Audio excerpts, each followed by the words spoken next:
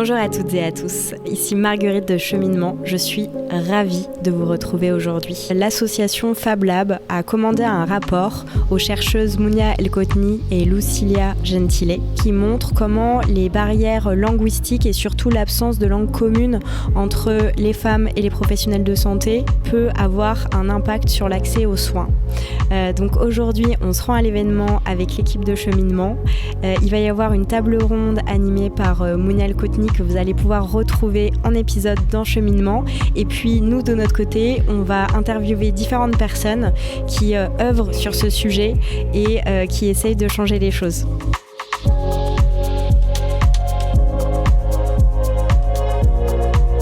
Bonjour, je m'appelle Mounia El-Kotni, je suis chercheuse en anthropologie.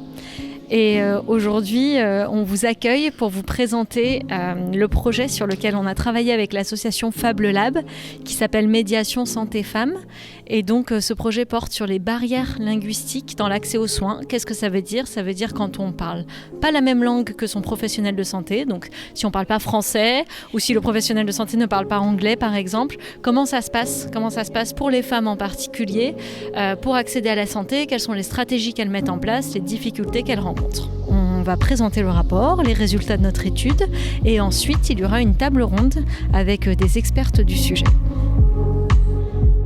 Le Mille Parcours, c'est l'association qui accompagne les femmes qui sont dans un milieu isolé, les sans-papiers, celles qui sont dans des difficultés. Donc c'est dans cette association qu'on se regroupe pour essayer de voir ce qu'on peut faire pour ces dames, les accompagner. Pour les papiers, il y a l'accompagnement pour les enfants, pour les enfants qui ne sont pas scolarisés. Et en plus, accompagnement des soins. Et il y a plusieurs ateliers qu'on organise pour elles parce qu'elles sont exclues de la société parce qu'elles n'ont pas de papier. Il y a l'atelier de piscine, l'atelier de danse, l'atelier de vélo et puis pas mal de sorties.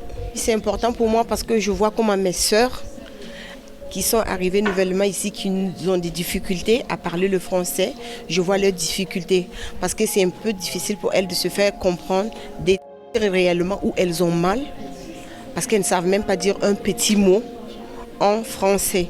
Alors ma thèse, c'est justement que les barrières linguistiques sont un des axes à prendre en compte dans l'analyse des inégalités en santé périnatale.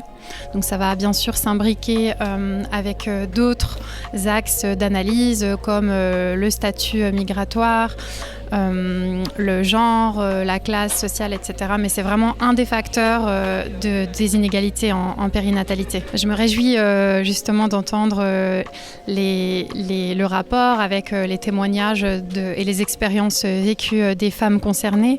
Je me réjouis aussi de dialoguer avec des personnes qui ont différents parcours et puis différents positionnements comme par exemple les médecins, les membres de l'associatif et puis je suis contente d'avoir ces échanges constructifs.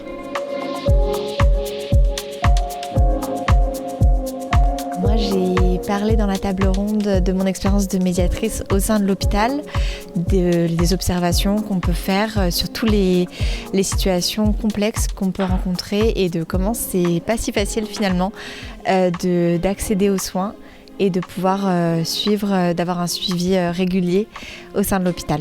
Par exemple, j'ai parlé des ordonnances et des consultations médicales pour quelqu'un qui, par exemple, arrive à l'hôpital et qui ne parle pas ou peu français.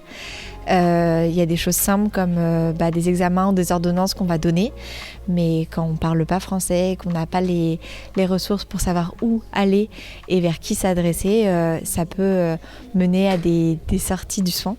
Donc voilà, ça c'est tout un accompagnement qu'on fait au quotidien.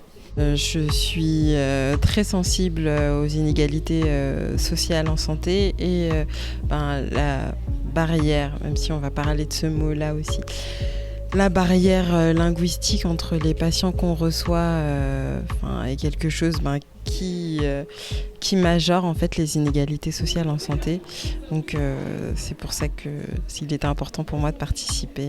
Il faudrait qu'on milite pour avoir une formation digne pour pouvoir accompagner les patients qui parlent pas français, que ce soit quelque chose de sous-cortical comme on nous apprend d'autres pathologies, et que vraiment il y a un dispositif qui soit institutionnalisé et qu'on n'ait pas à faire du bricolage pour accompagner toutes ces personnes qui parlent pas français.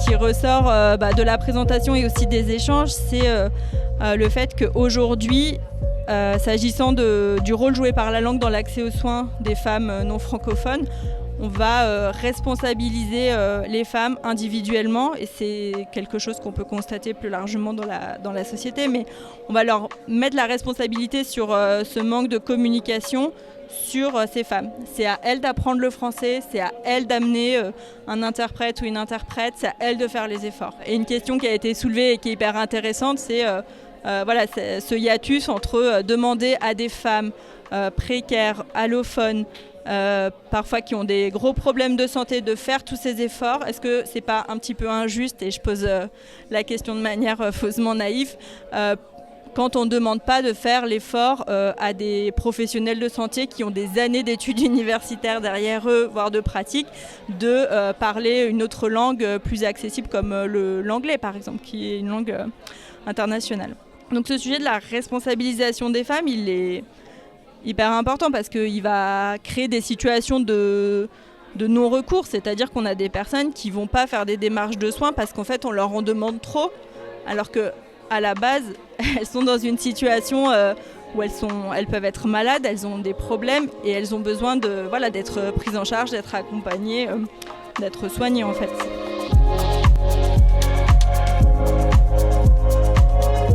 Et voilà, c'est comme ça que se termine ce reportage d'aujourd'hui. J'espère que vous avez appris autant que moi. Personnellement, ce que je retiens de cette journée, c'est que certains professionnels de santé ont développé des techniques très personnelles pour surmonter les barrières linguistiques. Ils font ce qu'on appelle un peu du bricolage. Ils vont sur des applications de traduction instantanée, ils font des dessins, ils montent des vidéos. Et voilà, ça me fait dire qu'il y a des choses qui peuvent être mises en place, et on va le voir, vous allez le voir dans les épisodes et à travers les personnes qu'on a interviewées dans les différents épisodes, que ce n'est pas une fatalité et qu'il y a plein de choses qu'on peut faire pour faire bouger les lignes de la santé des femmes. Quant à moi, il ne vous reste qu'à vous dire très bientôt sur Cheminement.